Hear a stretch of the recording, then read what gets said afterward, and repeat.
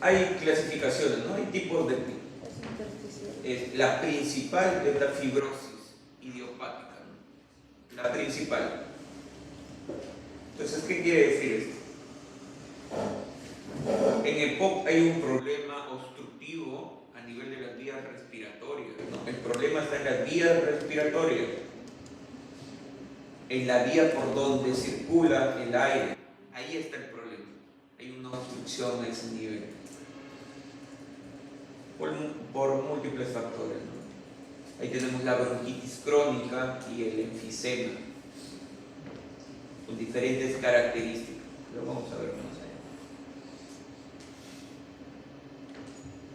En cambio, en el EPIC, el problema no está en las vías que transportan el aire para el hematosis. El problema se encuentra en el intersticio pulmonar. Ahí está el problema. Entonces, normalmente, la mayoría de las veces, un paciente con EPIC tiene un patrón restrictivo en la espirometría. ¿Por qué? Porque ya que tengo compromiso del intersticio pulmonar, esto impide de que haya una expansión adecuada en el momento de respirar. Por ende, hay una disminución de la capacidad vital forzada, ¿no? La capacidad vital forzada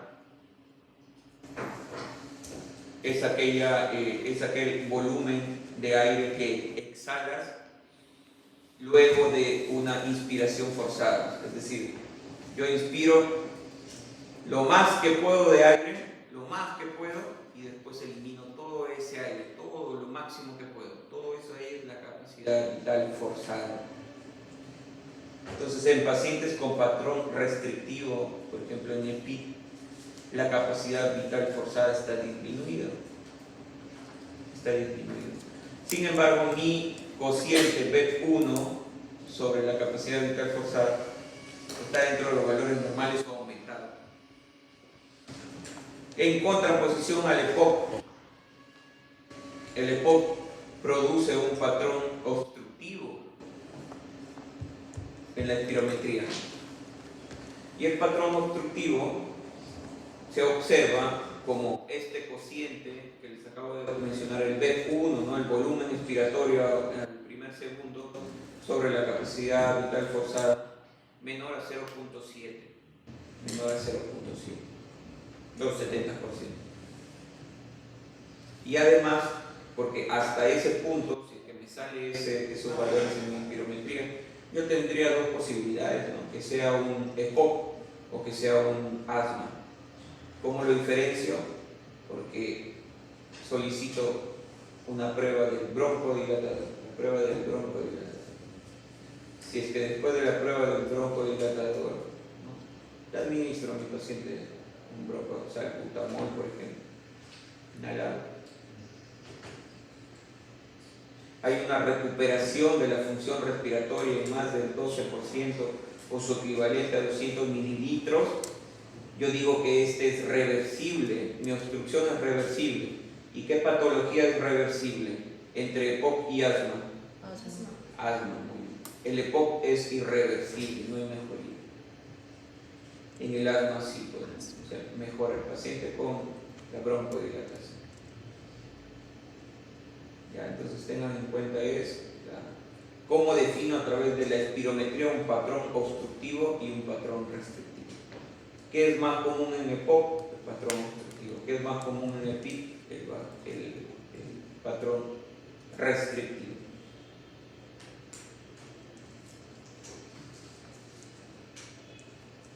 Listo. Y aparte de eso tiene el diagnóstico de bronquiectasias. ¿Qué son las bronquiectasias? Son dilataciones anormales de las paredes de los bronquios, ¿no?, con destrucción de su pared. Entonces, lógicamente condiciona, ¿no?, a la parte respiratoria de forma importante. Un paciente con bronquiectasias puede tener pues una tos crónica, aumento de secreciones bronquiales, ¿no? Condiciona a que tenga un aumento de riesgo de infecciones respiratorias, ¿no? Y aquí entra a tallar una entidad clínica o patológica, que son las bronquiectasias infectadas, donde su principal germen es la Pseudomonas, por ejemplo. Entonces, un paciente con bronquiectasis condiciona que tenga infecciones respiratorias recurrentes. Puede ser bronquiectasis infectada, hasta una neumonía, ¿no? Aumenta el riesgo. Los pacientes con bronquiectasis también pueden tener hemoptisis.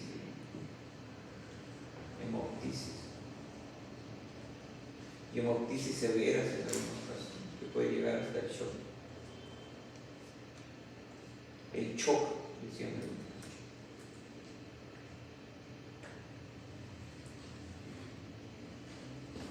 Se choqueó mi paciente.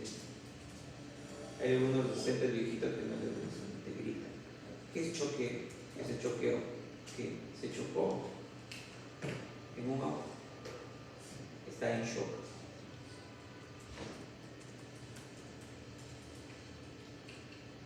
Desde hace 4 meses tienen esos dos diagnósticos, ¿no? EPI y bronquiectasis. Presenta desde hace 7 días disnea de esfuerzo. Y acá te da una clasificación, ¿no? Sobre la severidad de la disnea, que está en grado 3. Según esa clasificación, grado 3, ¿qué indica? Es disnea al reposo.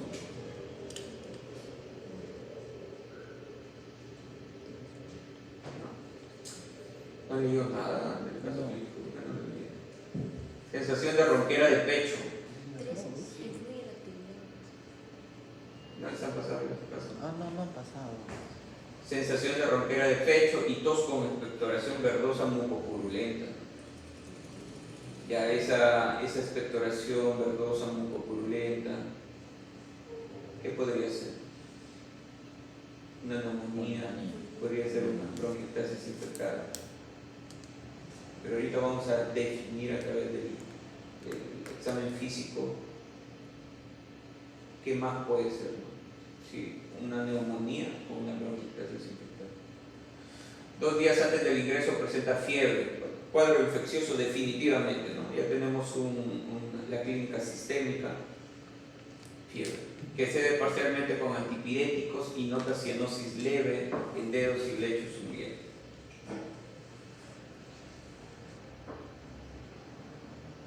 O sea, ahí necesariamente su saturación de oxígeno está menos de 90, o sea, una presión arterial o parcial de oxígeno de menos de 60, necesariamente, para que tenga la cianosis. Un día antes del ingreso, la sintomatología se exacerbó presentando disnea, pequeños esfuerzos e incluso al reposo a predominio nocturno, asociado a tos persistente y mayor mucopurulencia, por lo que fue ingresado por emergencia del Hospital Regional Docente. ¿Por qué la tos aumenta durante la noche? ¿Alguna vez han preguntado eso? ¿Han tenido la curiosidad de saber por qué pasa eso? Porque pasa, pues, ¿no? Tú estás durmiendo y tienes algún familiar en tu casa que está mal y comienza con una tos y no deja de dormir. Ni por cólera se han preguntado por qué tose más en la noche y no tose en el día donde estoy trabajando y en la noche que tengo que dormir tose más. Ya, el estudiante de medicina tiene que ser curioso. Ya, todo lo que ve en su entorno se tiene que preguntar a sí mismo, ¿por qué? Durante la noche, porque estamos en decúbito dorsal, tenemos, no hay una movilización de las secreciones bronquiales, ¿ya? Entonces se acumula más secreciones bronquiales, pero estamos echados.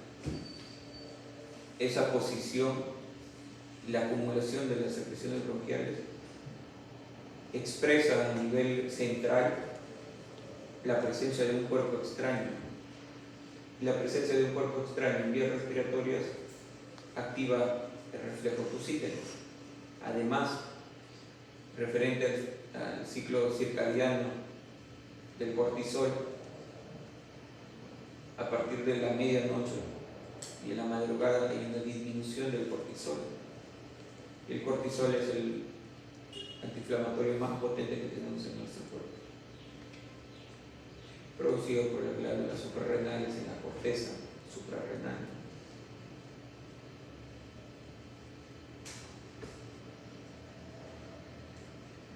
en la fase, en la porción fascicular de la corteza suprarrenal, glucocorticoide, la porción media. Entonces, si es que tengo una reducción, yo ya tengo un proceso infeccioso que produce inflamación, ¿no? Pero que se controla de cierto modo, ¿no? Con mi cortisol que yo tengo aquí, pero comienza a disminuir mi cortisol. Entonces, lógicamente voy a tener mayor sintomatología, ¿no? Porque mi inflamación comienza a aumentar un poquito. Estando en emergencia, se verifica en el sistema de tensiones previas resultados de estudios de espirometría hace un mes con una capacidad vital forzada de 65.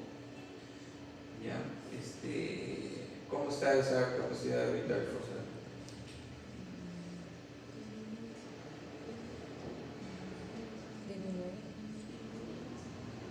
Disminuido.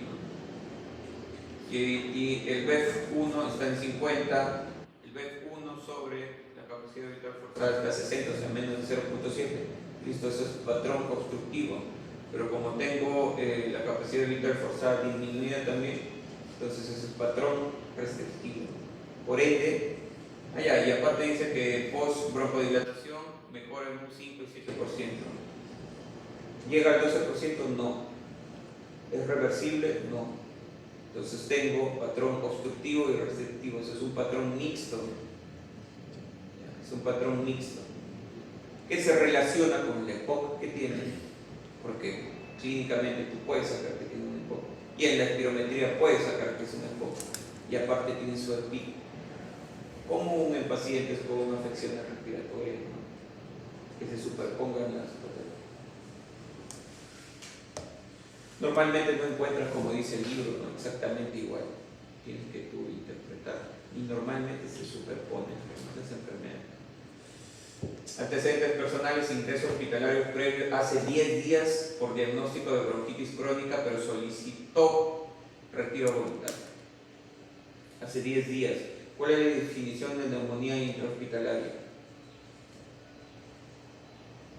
Aquella neumonía que se da 48 horas después del ingreso de un paciente a hospitalización, porque necesita 48 horas para que yo pueda sospechar en una intrahospitalaria y que el germen sea un germen dentro del hospital, o al alta, máximo 10 días del alta que presente la sintomatología de neumonía. Ahí yo podría definir que es una intrahospitalaria o tener altas sospechas de que sea una intrahospitalaria. Entonces está en el límite, sí, podría ser, ¿no? Podría ser que el germen lo haya adquirido dentro del hospital y bueno, eso haya progresado. Podría ser. Exposición a biomasa, humo de leña por 7 horas todos los días, ¿no? Durante 30 años consecutivos. Ya, pues eso ocasiona lesión. Repito, poco. En su juventud refiere exposición pasiva a humo acción. O sea, él no fumaba, pues sus amigos fumaban. Pero se ha visto que tanto el tabaquismo activo como pasivo generan daño. O sea, el que una persona dentro de una familia sea fumador crónico no solamente representa un daño hacia su persona, que bueno, es su cuerpo y es su decisión, sino también genera daño a sus familiares con los que viven.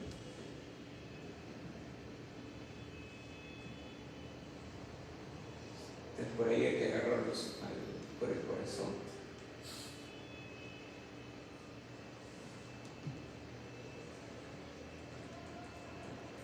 ¿Quieres que me muera también? Dice su papá. Sí, te va a decir, mucho gasto. No, obviamente, no puede ser. Por ahí lo agarran, después lo llevas al neumólogo, después a su psiquiatra, ¿no? Para que le dé su tratamiento, para que controle la ansiedad por el tabaquismo. Y ahí hay dos opciones: que sea adicto a la nicotina o que sea adicto al humo. Entonces tengo que determinar cuál es la adicción, porque hay unas personas que no son adictos a la nicotina, sino al humo. Entonces, para los adictos a la nicotina hay chicles o parches de nicotina. Con eso lo controlo, con sus ansiolíticos va muy bien, o antidepresivos va muy bien. Y si es que son adictos al humo, le indico un vape con cero de nicotina, solamente vapor de agua. Está su humo, de su ansiolítico, su antidepresivo, con eso lo maneja. Pero los vapes que tienen nicotina, esos sí son beneficios. No, es que él no es adicto a la nicotina, no le tendría que dar nicotina. Y doctor, sobre lo que dijo, el de ser tal vez un fumador pasivo, ¿te causaría daño si tú te estás en constante, o sea... Claro, si estás en contacto, no sé si es que han olido a una persona que es un fumador crónico, ¿no? Su aliento nada más huele bastante, ¿no? Ya, ese olor que desprende tiene químicos, ¿no? También te ves afectado. Si vives en la misma casa, tienes los gases también que en algún momento lo vas a leer. Pues imagínate de forma continua durante 20, 30 años. Eso te genera. Si es que es tu pareja, más aún, pues, ¿no? Le das beso. Encima le metes lengua, peor todavía, ¿no? Hay todos los químicos que tiene ahí en su boca, que lo pasa. Que genera también eso. Los vapes no agravan más. Es que tendríamos que poner entre riesgo-beneficio, pues, ¿no? Okay, ahora sí. Entonces, ¿qué es más riesgoso en tu paciente adicto al cigarro? Que le des un vape libre de nicotina, solamente vapor de agua, o que siga fumando el cigarro con todos los químicos que tiene, más de 200 químicos. Entonces ahí tienes que hacer tu riesgo-beneficio, ¿no? ¿Qué es lo que te beneficia más? Lógicamente también se ha visto, aunque los vapes aún están en estudio, porque como es un dispositivo nuevo, no tenemos tanta historia sobre eso y reportes, pero en lo poco que se ha visto generan lesiones cardíacas. Pero aún estamos pues en estudio, porque por lo menos se necesita 20 años de reportes para definir realmente si es que ocasiona daño o no. Podría ser también esos reportes actuales donde no son concluyentes, porque al final ponen que no es concluyente, incentivados por intereses, podría ser. Pero de todas maneras, ¿no? Hay que evitarlo. Pero ya, pues, si quieres hacerlo, al final es tu cuerpo. Listo. Al examen físico, una presión de 150-90 está elevada. Frecuencia cardíaca de 120, elevado taquicardia, taquimia, una temperatura de 38,5 está por fiebre, una saturación de 89%. Está disminuido, ¿no? O sea, eso indica que tiene una presión parcial de oxígeno menos de 60. Ya está con una hipoxia ya. O sea, esto es un paciente que necesita oxígeno, sí o sí. Ya, y un FIO ambiente de 21%. Su apreciación general, aparente mal estado. Sí entienden que es el FIO 2, ¿no? FIO 2 es la fracción inspirada de oxígeno. Es decir, ahorita ustedes están respirando y acá en el aire hay mezcla de gases, ¿no? Pero el 21% de todo el aire que están respirando representa cuánto de oxígeno hay. El 21% de todo el aire es oxígeno. Y es lo que ustedes están respirando. Eso es lo que indica el FIO 21. O también les puede venir como 0.21, ¿no? Porque 21% equivale a 0.21.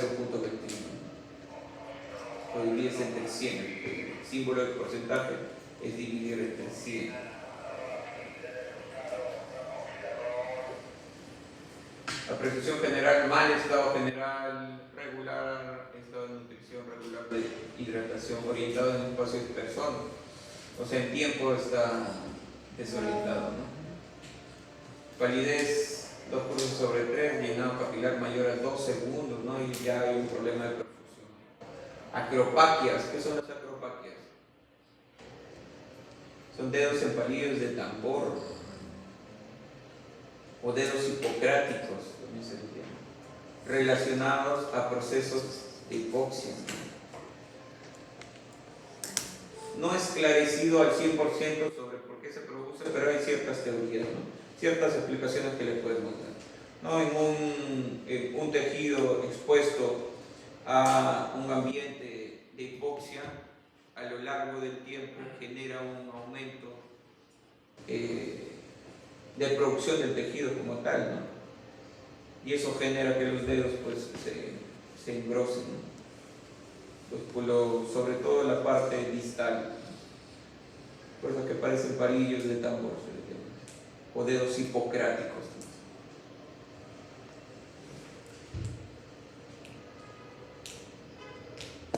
Tengan en cuenta también que los procesos de EPOC condicionan a que haya un aumento de riesgo de bronquiectasis, ¿no? Normalmente.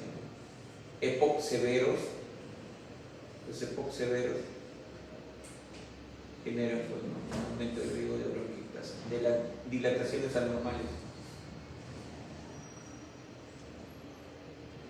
Cianosis periférica, ¿no? Bueno, explica, ¿no? la saturación que tiene.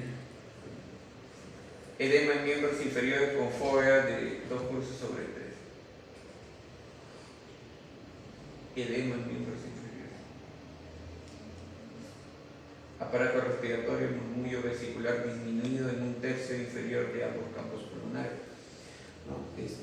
Las neumonías, tenemos dos clases de neumonías, ¿no? Neumonías típicas y atípicas. Las típicas generan un cuadro característico, que es lo que comúnmente vemos y es producido principalmente por el neumococo, por ejemplo, ¿no? Principalmente. En las atípicas, Mycoplasma pneumoniae. Y es un cuadro más insidioso, no es tan brusco como el cuadro típico de la neumonía. Los cuadros típicos, el germen genera una lesión en foco, o sea, localizado. En cambio, los atípicos puede generar un compromiso difuso.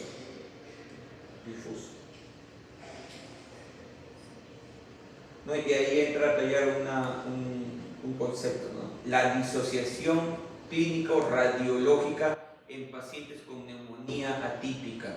¿Qué quiere decir esto? Tú le sacas una radiografía de tórax a tu paciente y los pulmones están comprometidos en su totalidad. O sea, compromisos difusos, pero de ambos campos pulmonares en su totalidad. Entonces, ¿qué esperarías que presente en la clínica tu paciente? Esté muy mal, pues, ¿no? Pero no es así. La clínica es insidiosa, no hay una fiebre elevada, podríamos hablar de una febrícula o fiebres bajas, cefaleas, mialgias.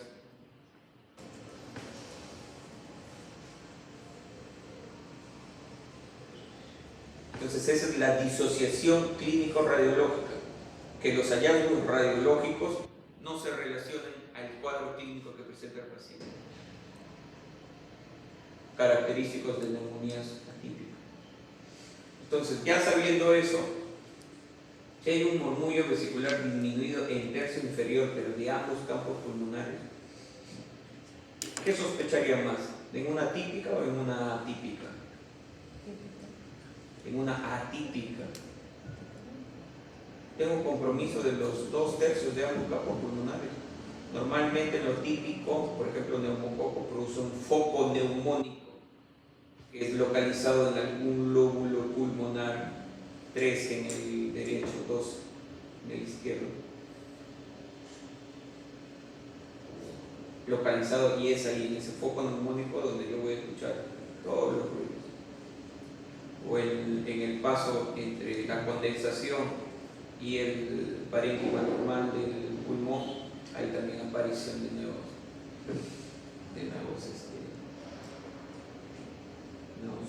ruidos, ¿no?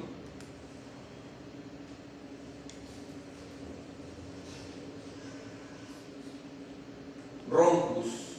Bueno, roncus también podemos encontrar en una neumonía típica, ¿no? Las neumonías virales son, entre comillas, podríamos decir, un tipo de neumonías típicas, ¿ya? Pero hay una diferenciación porque cuando hablamos de típico y de atípico, normalmente nos referimos a las bacterias, ¿no? ¿Por qué? Porque hay bacterias típicas y atípicas. Y la diferencia de estas es que las atípicas no tienen pared celular, por ende no me sirven todos esos antibióticos que actúan, su mecanismo de acción es la pared celular. ¿Como quién? ¿Qué antibióticos actúan en la pared celular? Todos los betalactámicos, todos los betalactámicos, las penicilinas y las cefalosporinas. Entonces, si yo sospecho que es una neumonía típica, ¿me va a servir dar ceftriaxona? No me sirve. Tendría que dar otra clase de los macrólidos podría ser. ¿Por qué dan y sanan? ¿Por qué dan y mejoran? Porque lo que pasa es que yo no debo de esperar a un paciente con neumonía, yo no espero que me salgan los resultados de cultivo. Tengo que dar ya el tratamiento. Dentro del tratamiento está cubrir tanto gérmenes típicos como atípicos. Por eso te doy ceftriaxona para típicos y te doy acitromicina para atípicos. No hay pierde, porque estoy abarcando los dos tipos de gérmenes. Por eso mejor. Esperando lógicamente que salga tu resultado de tu cultivo. Ya cuando sale tu resultado del cultivo, si el paciente mejoró, perfecto, continúo, termino mi tratamiento, si no hay rotación.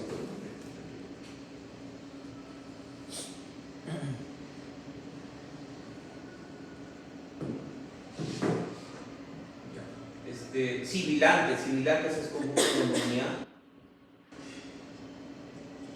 Sibilantes. Más un proceso constitutivo, ¿no? Unas bronquiectasias infectadas irá más para bronquiectasias. Crepitantes difusos también, ¿no? Eso me tira más a una neumonía atípica, más que algo típico.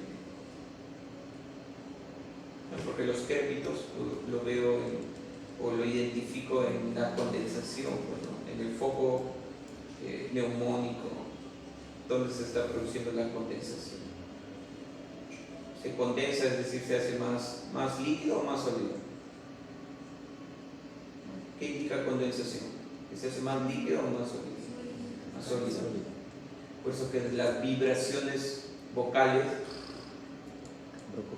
en el sólido aumenta o disminuye. Aumenta. ¿Has visto que hay unos dispositivos así como cuadraditos que emiten señales de música y ustedes lo pegan a una estructura sólida y recién se escucha la música? Ya es lo mismo, pues, ¿no? Es la transmisión de las ondas hacia un sólido, se transmite mejor y se amplifica. Lo escuchan.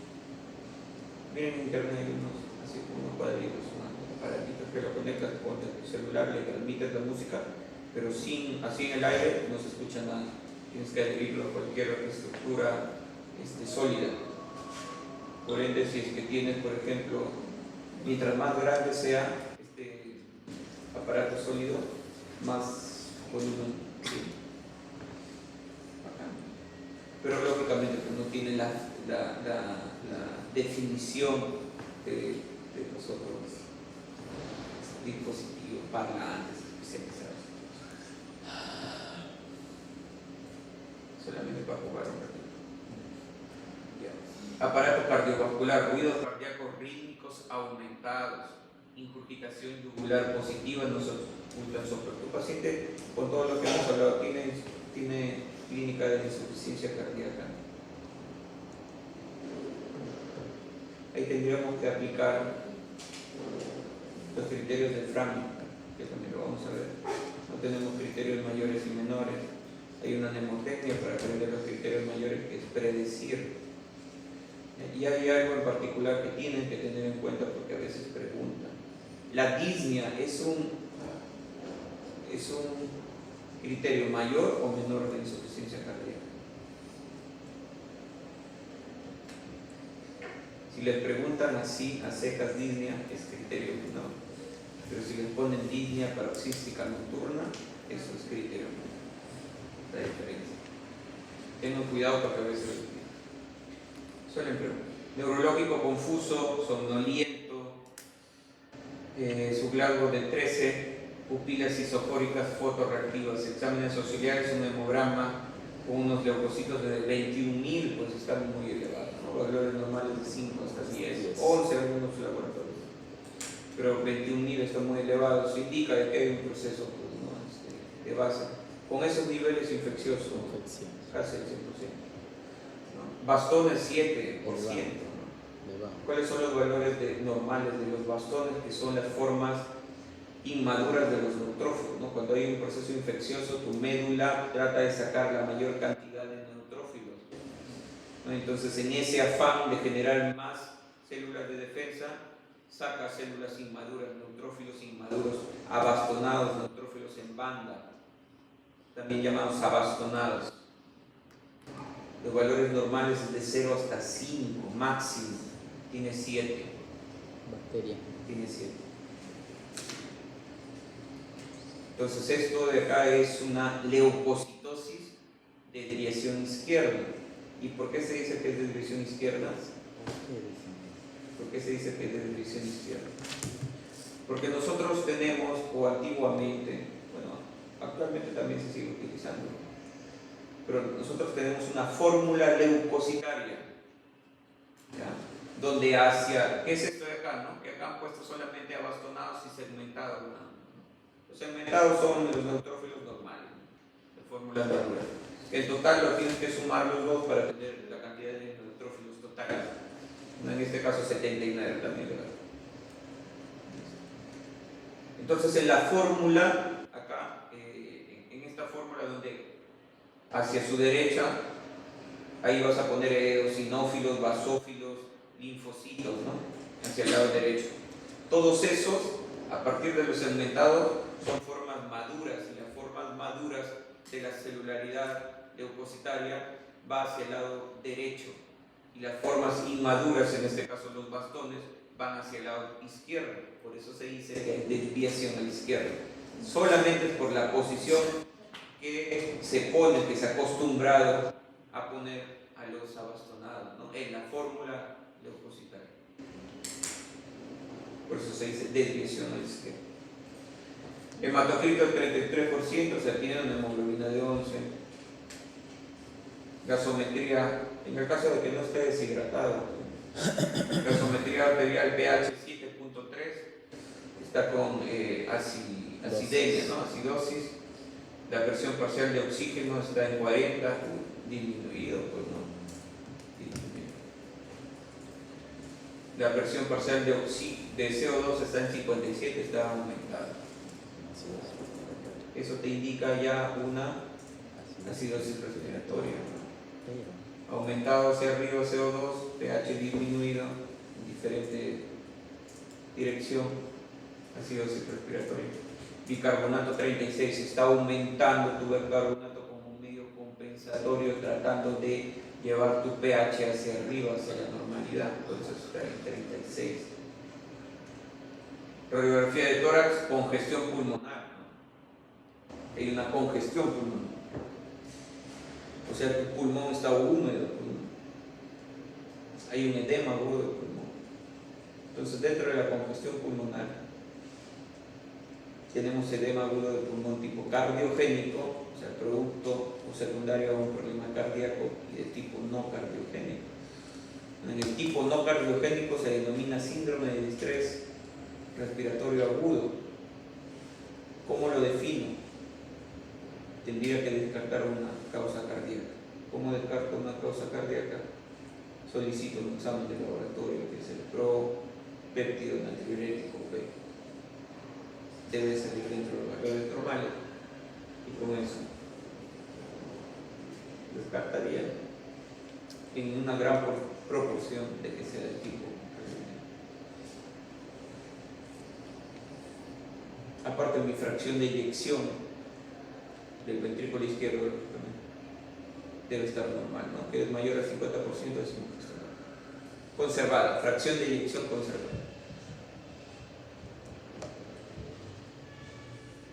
Listo, en la congestión pulmonar se da por un aumento de la presión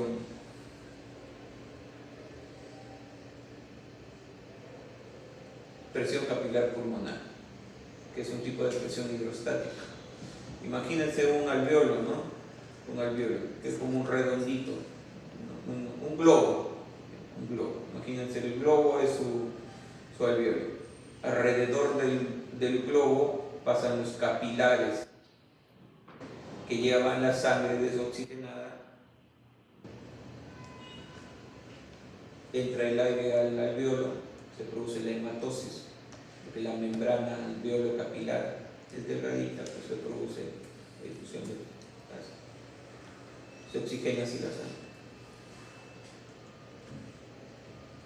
Entonces, si es que hay un aumento de la presión hidrostática a nivel intravascular, ¿no? Esta va a propiciar de que el líquido se extravase y pase a los alveolos. Los alveolos se comienzan a congestionar, a llenar de aire. ¿Qué ocasiona esto? De que la membrana alveolo capilar donde se produce la hematosis, el intercambio gaseoso, sea cada vez más gruesa y que impida el intercambio gaseoso. La superficie útil para el intercambio gaseoso disminuye, se ve alterada, y eso genera hipoxia que presenta el paciente.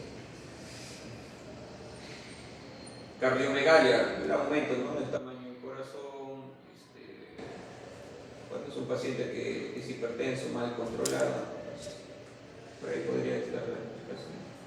El patrón intersticial reticular en ambos campos pulmonares. Patrón intersticial, compromiso del intersticio reticular en los dos campos pulmonares. Obturación de ángulos postofrénicos bilaterales. ¿Qué indica eso? Ya llevaron radio, imagen. Lo primero que ven es radiografía de tórax, ¿no? ¿Ya qué son los ángulos postofrénicos? ¿Y por qué desaparecerían? Son como Exactamente. Normalmente en una radiografía se ven los ángulos bien marcaditos. Pero un derrame pleural, por ejemplo, esto se pierde. No hay presencia. Entonces yo tendría que confirmar si es que realmente hay líquido en el espacio pleural. ¿Cómo lo confirmo?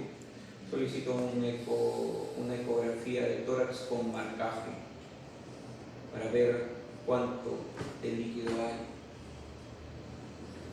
Si hay volúmenes grandes, tendría que ser una toracocentesis. Y tenemos tipos de toracocentesis. Toracocentesis diagnóstica, porque voy a sacar una muestra de líquido para mandarlo a estudiar para ver qué es lo que hay. Y la toracocentesis evacuatoria o terapéutica, ¿no? Si hay una gran cantidad de líquido, tengo que evacuar, sacar ese líquido para que el paciente pueda respirar bien, porque si estoy lleno de líquido en el espacio pleural, no hay una amplexación adecuada de los pulmones, no se puede respirar bien, las presiones no permiten a que se provoque la respiración.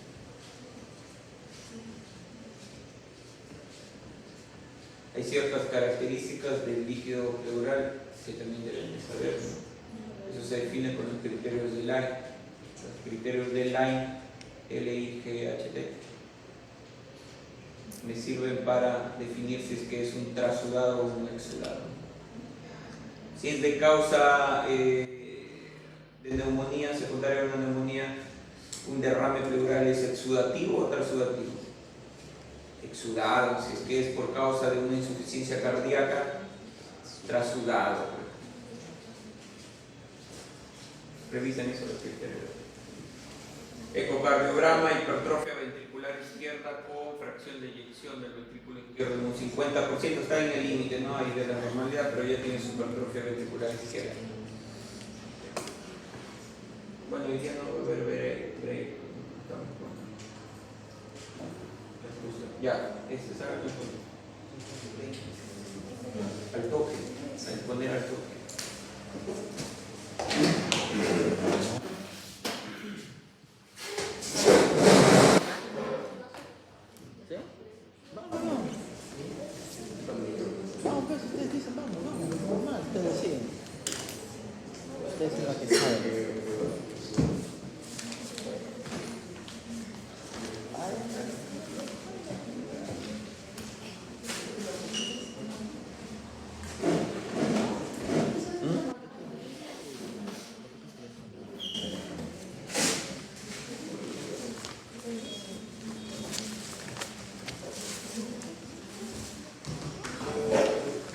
Pequena.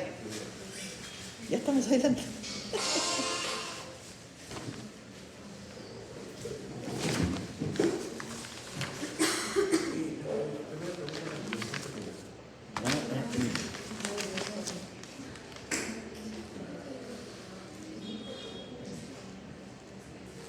Pequena, le doy acá. Ahí nomás le dejo. No, es que no vayan a